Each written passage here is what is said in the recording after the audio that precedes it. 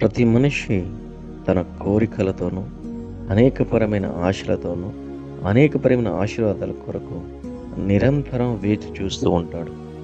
ఆ యొక్క ఆశీర్వాదము తన జీవితంలోకి రానప్పుడు ఆయన ఎంతగానో రోదిస్తూ, వేదన చెందుతూ ఉంటారు.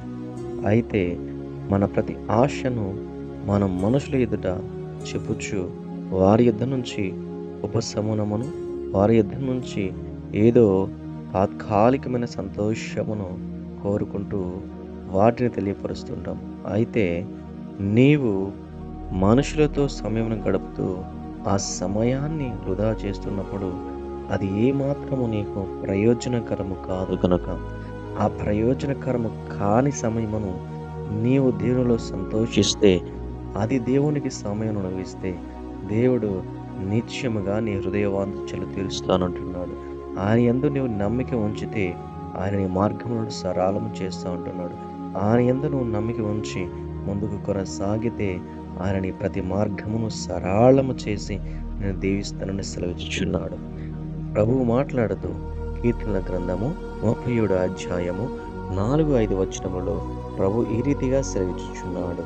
యెహోవాను బట్టి సంతోషించుము, ఆయన నీ హృదయ వాంఛలను తీర్చును.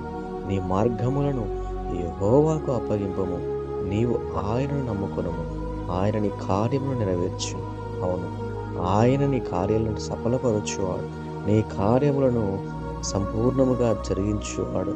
నీవు ఎప్పుడైతే సంపూర్ణముగా ఆయన చిత్తముకు లోబడతావో అప్పుడు ఆయన ఖచ్చితముగా నీ యొక్క కార్యములను సఫలపరుస్తాడు.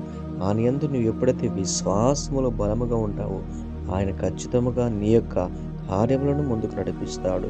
ఆయన బట్టి నువ్వు ఎప్పుడు సంతోషిస్తావో ఆయన నీ హృదయ వాంఛలను తీరుస్తాడు.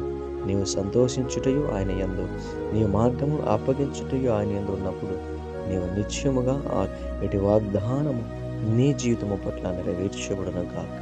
యేసు నామములో ఆమేన్.